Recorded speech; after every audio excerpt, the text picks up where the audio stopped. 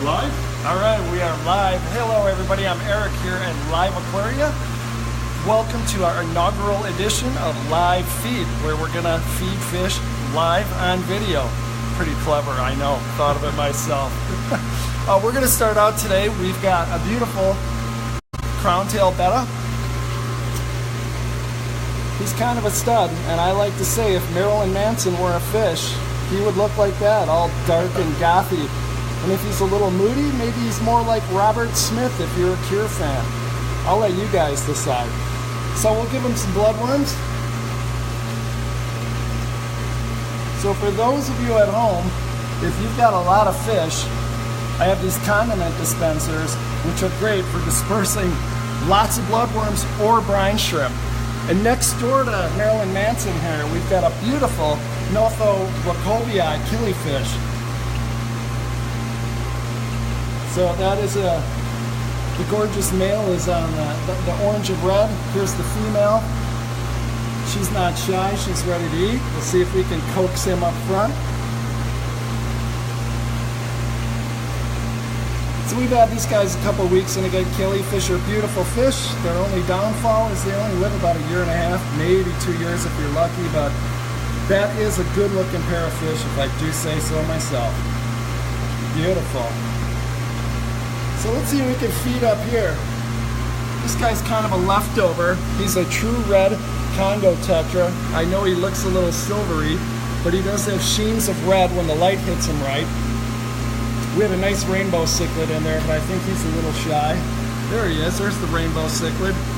It's a nice smaller cichlid out of Central America. Might get another inch or so bigger. Semi-community fish. So next door we've got some anastomus. There's just the one in there? Oh, okay, I see that. There's a trio in there. I think they're all sleeping. Oh yeah, there it is.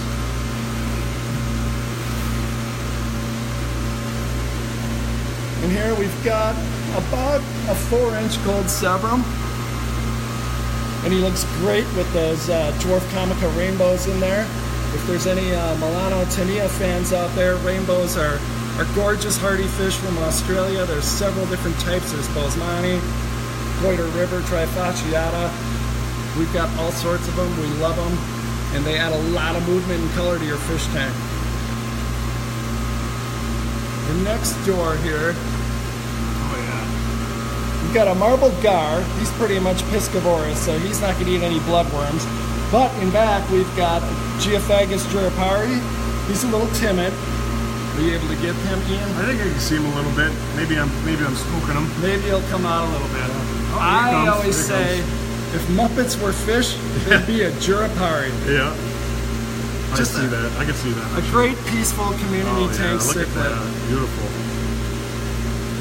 And for any of those who haven't seen the Geophagus surinamensis deep dive video, if you want to see a beautiful geo, check that one out.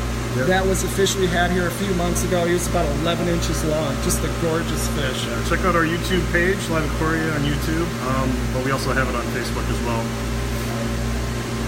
So let's go back over here, Ian.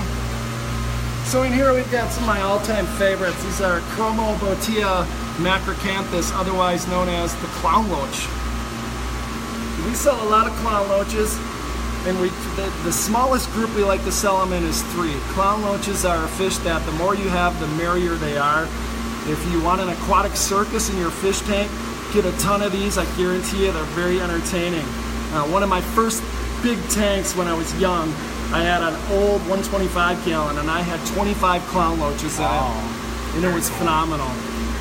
You said 125 gallon? Yeah, an old 125 gallon that was very, very heavy. So the roommate in there is a Viea cichlid. Those are Central American, and there are quite a few different species of Viea. I think this one might be a Hartwegi, and these guys can get big. We're talking maybe 10 to 12 inches easy. Yeah, that's so if you like a big Central American cichlid that's going to get a lot of color, that's your fish right there. Awesome. This is an interesting one here. For any Otocinclus fans out there, this is a Steindachner's Hypoptopoma. They are definitely one of the biggest otos you can get. This guy measures at about 4.5 inches. Not the most active thing, but if you like the sucker-mouth cats, he'll add some interest to your aquarium. At least he's not hiding.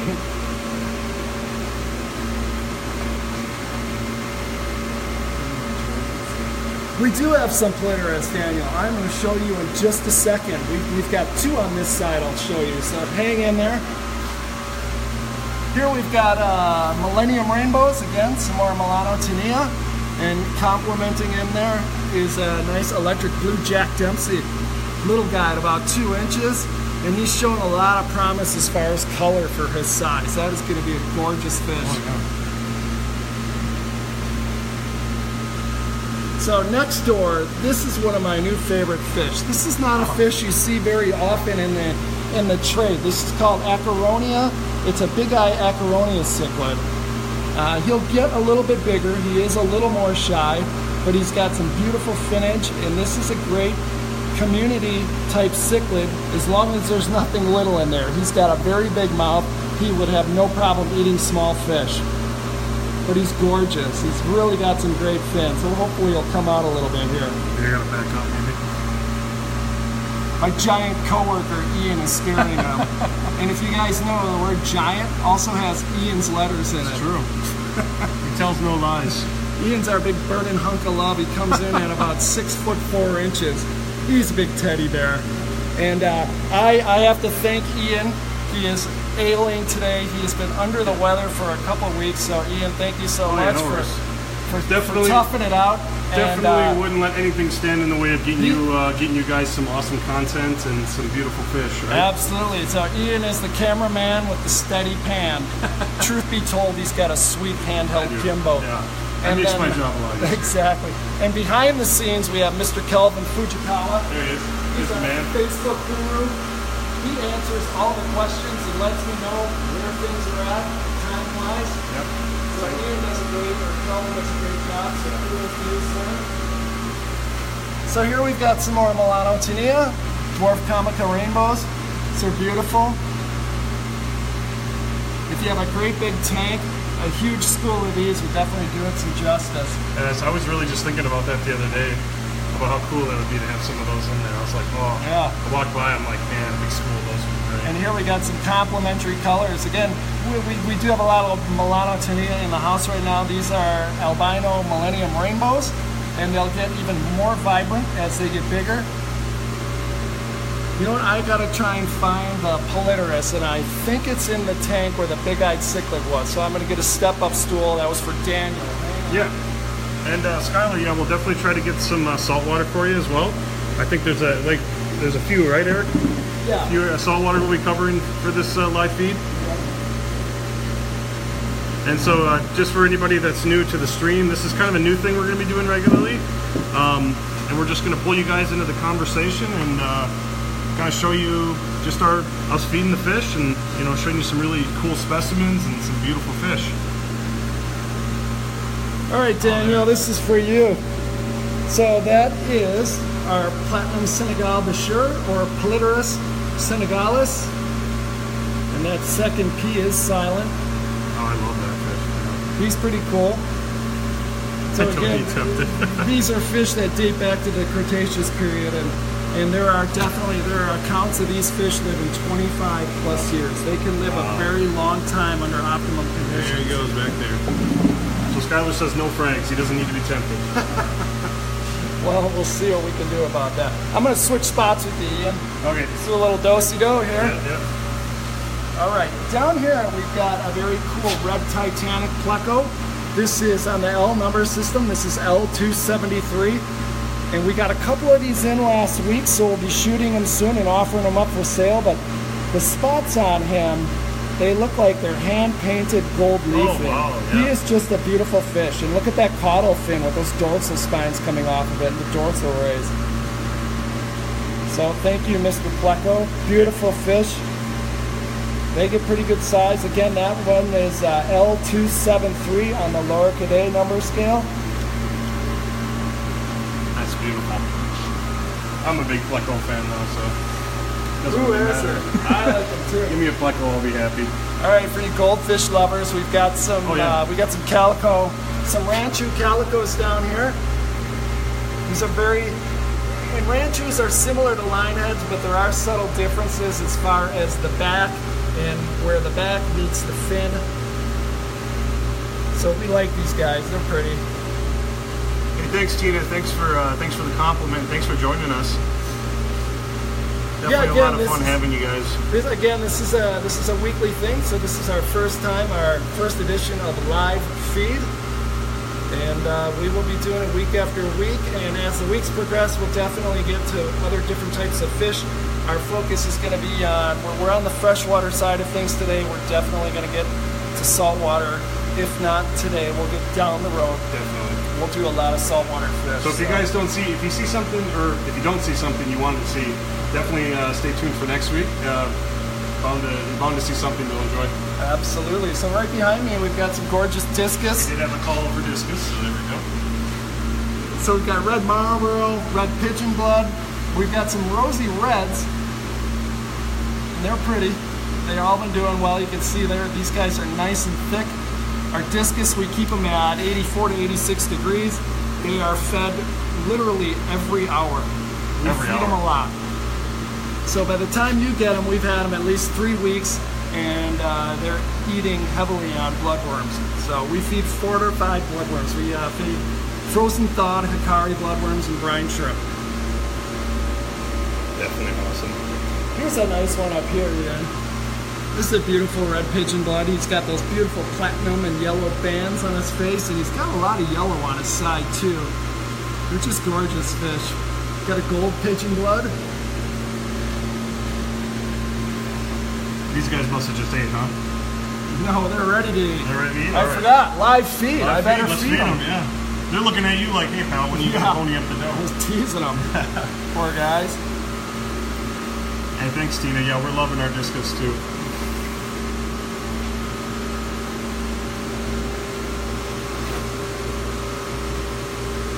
Sean was wondering if we had snake skin discus. The closest I have is a leopard red. We had a bunch of blue snake skins and reds, and we sold them, so we're going to get some more discus in later this week. We do sell a lot of them. And for those of you that do order discus from us, we keep our pH between about 6.5 and 7. It's usually right in there, that sweet spot. Again, the temperature is 84 to 86 degrees. And we do stock Malaysian driftwood in there, which releases tannins, so that's why the water looks a little yellowy. At the bottom of the discus rack, we're going to get our squats in. We've annexed some of the discus tanks for flowerhorns, and these guys are awesome. These are love-hate. Some people do not like the big nupal hump on their head. I love these things. So I don't know if you can see that one, but the hump on this fish's head is about as big as Gene Simmons' ego. No offense to you Kiss fans. Kiss is awesome. But that is a cool fish. Yeah. So next door here, Ian, yeah. we've got this king compa, and I want to thank Min out in Boston, Massachusetts. She actually purchased this fish today. So Min, when we're done shooting here, this guy's getting boxed up and he's going to be sent, and you'll get him tomorrow. So thank you so much for your support.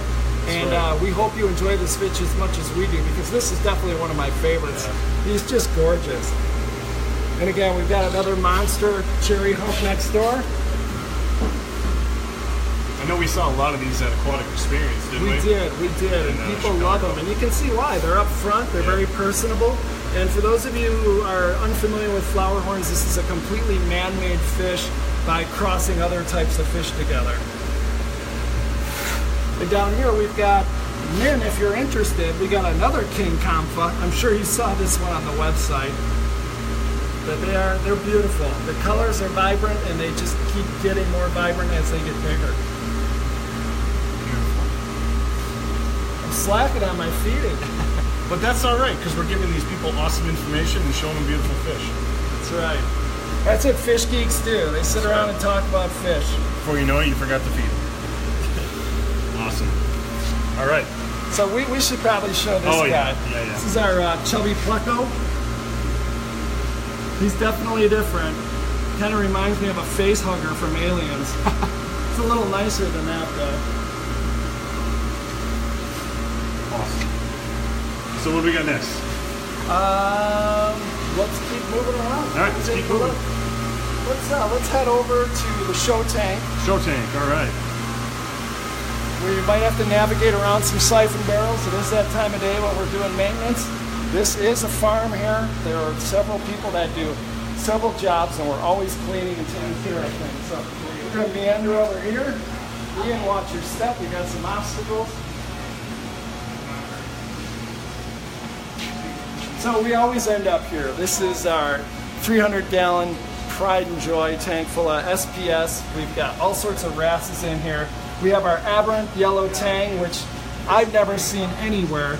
Basically, it's hyperpigmented. Sometimes they call it a black highlighter tang. He is a very cool fish. I believe Kevin got this fish last summer, and he is very close to doubled in size. Yeah, that's true. I remember when he first got him. That's right. Yeah, so they call that an aberration on the side or hyperpigmentation. It's just a cool fish. He loves his new home in here. Kevin had him in his office in one of his cube tanks, and he brought him out here a few months ago, and it's just flourishing in here. There's our monster copper butterband butterfly. It's our Aptasia controller. And we've got He's trying to steal the show once again. Yeah, he does. All sorts of wrasse. All sorts. It's a circus of wrasses in here. Here was our star last week. This is our magma wrasse. And there's our blotched Amphius. And they say, feed me. Yeah. So there's a feeding frenzy. The Acropora will eat too. Everybody's going to be happy today. I know if I was a fish, I'd be really happy in this tank. This is beautiful. Yeah, it is a gorgeous tank.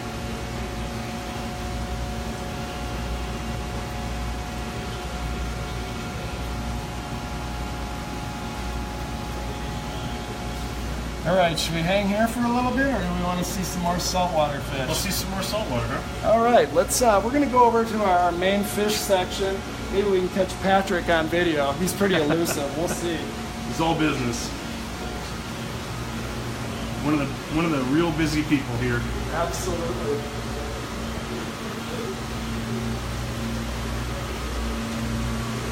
Well, let's stop at this vat here. So here we've got our vat. We've got all sorts of different corals in here. Let's see if we can get our Gemata tang to come out. So this is a rare tang. They don't come by very often, and when they do, they command a pretty hefty price because they come from very deep depths. So the divers have to be trained how to collect these fish and safely bring them up to the surface and decompress them.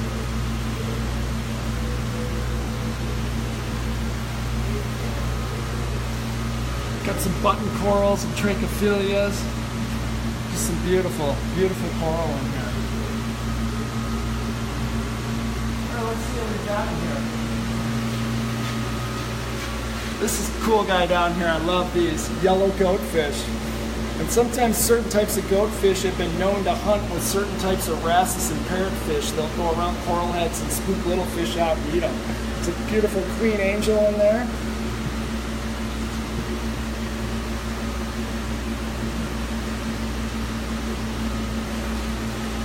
So in here we've got all sorts of Amphius. Looks like we've got a clown tang in there, some butterflies.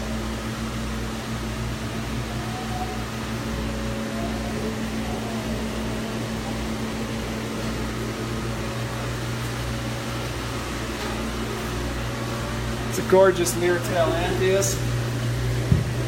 Let's see if he'll come out.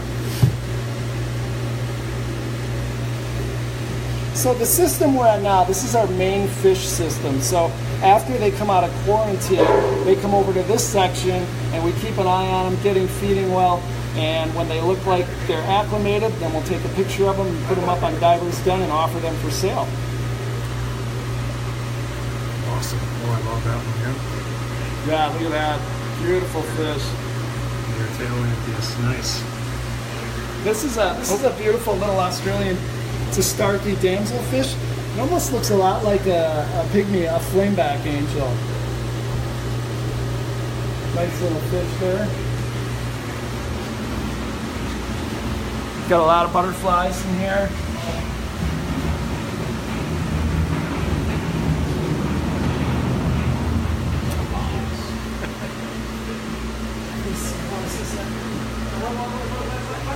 Seahorses in. Okay. We've Got got something special? we got some seahorses on the other side. So let's go. Always a take look. favorite. So this is our resident seahorse expert, Shasta. Shasta, say hi to everybody at home. Hello. Shasta is all knowing about seahorses. She keeps and breeds them to herself, and she's got some connections with some great people around the world. So Shasta, tell us about these seahorses. What do we have here? These are Hippocampus erectus. They're line seahorses. They're from the Caribbean. These guys are ORA captive bred from oceans, reefs, and aquariums. This is the female. You can identify females because of the P-shaped rib cage, how it comes flat in and then straight down. This little guy is the male, who is a little unhappy when I'm poking at him. Males have a pouch. They are actually the ones that carry the babies. The females deposit the eggs into his pouch. That black right there on his tail is where she deposits the eggs, and the males give birth to live young anywhere from 100 to 500, depending on the species and the size and the age of the seahorse. So Shasta, if somebody wants to venture into the seahorse realm at home, what species would you recommend for them? I would recommend the line seahorse, the erectus. They're one of the hardiest seahorses of all the species that are out there. As far as raising babies, that can be a little bit tricky and time consuming. They do fairly well at eating frozen brine and also bits of mysis and PE mysis. They tend to live up to 5 to 6 years in captivity, sometimes longer. Good deal. Great. One thing about them is that they are a colder water species, so they like to be kept at about 68 to 72 degrees. So a chiller in most houses is required. Yeah, especially in summertime. Definitely in the summer. I run an air conditioner in my room. Good deal. Well, Shasta, thank you for your time. Thank you. All right. Got just a couple more things I want to show you. We'll give you a real quick sneak peek at this week's featured species on the Diver's Den Deep Dive. We'll see if anybody at home can guess what it is. So just give him a quick shot. There he is. The only hint I'm going to give you is a dwarf cichlid from South America. So see if anybody can guess what that is. And again, he's going to be our species spotlight this Friday when we do our deep dive. Oh, he likes those. Yeah, he likes bloodworms.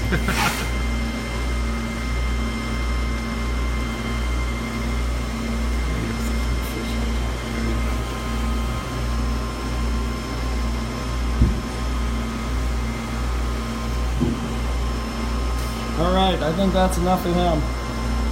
Any guesses on him?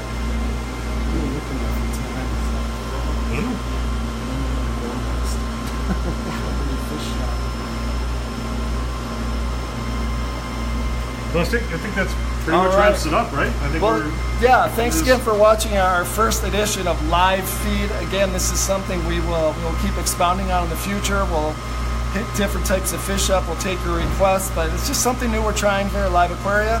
And just wanted to thank you so much for joining us. We appreciate it. Ian, thanks again, and Calvin, everybody.